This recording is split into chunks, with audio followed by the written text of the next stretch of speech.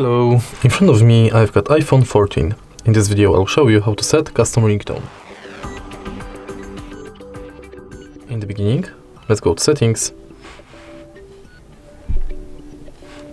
enter sounds and haptics, go to ringtone, and now you can select new ringtone from the list of the system sounds.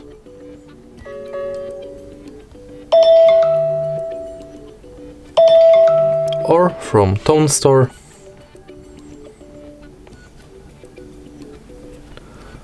from your purchased songs. Simply, if you've got any song purchased, select it, and now it will be your ringtone. And that's it. If you find this video helpful, please leave a like, comment and subscribe.